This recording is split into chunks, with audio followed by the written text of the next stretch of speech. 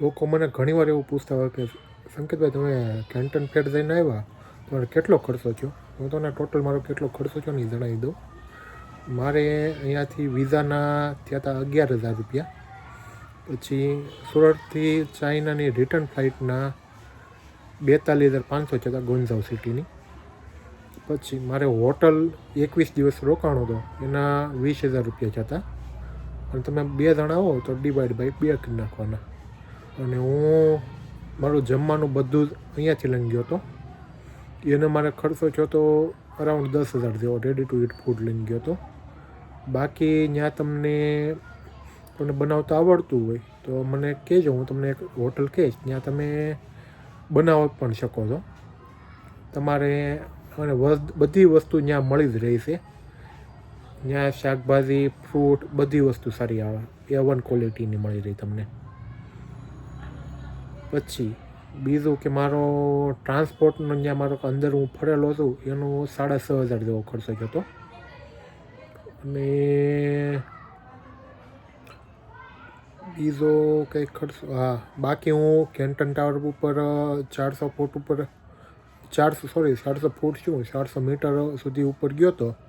ત્યાં બહાર રેલિંગમાં ચાલ્યો હતો, એનો ખર્ચો થયો હતો અરાઉન્ડ 500,000 જેવો. અને બીજી જગ્યા કે હું ત્યાં કાચના બ્રિજ ઉપર ગયો હતો, એનો ખર્ચો થયો હતો, એનો પણ 6,000 જેવો ગયો હતો. બાકી હું ફરવા ગયો હતો, એનો અલગ અલગ જગ્યાએ ફરવા ગયો હતો, એનો ટોટલ 20,000 જેવો ખર્ચો થયો હતો. ટૂંકમાં મારે 1,10,000 બધું કમ્પ્લીટ થઈ ગયું હતું.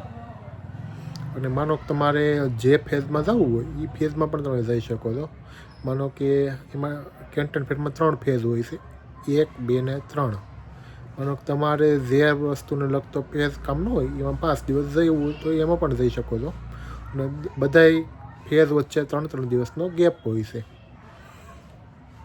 તો ટોટલ તમારે ખર્ચો તો એટલો તો ફિક્સ જ રહેવાનો. માનો કે વિઝાના જે 11,000 રૂપિયા થવાના એ, અને કેન્ટન ફેર ટાઈમે પ્લેનની ટિકિટ થોડીક કોસ્ટલી હોય છે.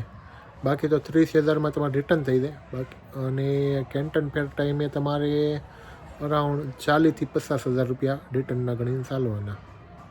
અને હોટલનો ખર્ચો, હોટલમાં એવું છે કે તમે શેરિંગ કઈ રીતે કરો છો એ ઉપર, એટલા જણા હોવ તો એ પ્રમાણે પણ હોટલ તમે લઈ શકો છો. ત્યાં બધા ટાઈપની હોટલ મળી જ રહી છે. એટલે તમે એક દિવસના માનો 1,000 રૂપિયા ગણીને ચાલો, 1,000 થી 2,000 રૂપિયા. અને જમવાનું ત્યાં એક રેસ્ટોરન્ટ છે જ ઓલરેડી. ત્યાં શું નામ છે, નામ તો મને ભૂલાઈ ગયું છે, પણ ત્યાં બહુ ફેમસ છે. ત્યાં માનો તમે એક ટાઈમ જમવા જાઓ એટલે માનો અંદાજે ખર્ચો તમારે 2,000 રૂપિયા જેવો થાય એક ટાઈમનો. અને હું તમને આ રેસ્ટોરન્ટનું નામ તો કેપ્શનમાં લખી દઈશ.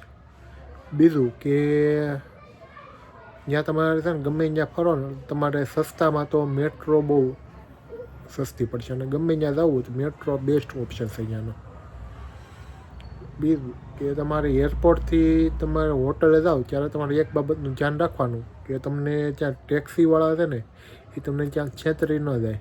કારણ કે એવું પણ થાય છે કે તમે ત્યાં એક ટેક્સી માટે દીદી એપ છે ને બહુ ફેમસ છે, તમારે દીદી એપનો યુઝ કરવાની.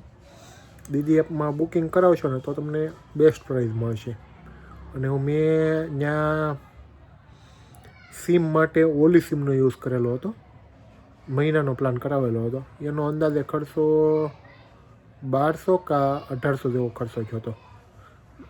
બસ એટલું જ મારો ટોટલ ખર્ચો થયેલો હશે. જો તમે ક્યાંક અટવાઓ હોટલ બાબતે, ક્યાં શું કરવું એવું, તો તમે મારો કોન્ટેક્ટ કરી શકો છો. હું તમને સાચી સલાહ આપી દઈશ કઈ રીતે કરવું. કે અટવાઓ તો ચોક્કસથી તમે મને કોલ કરી શકો છો.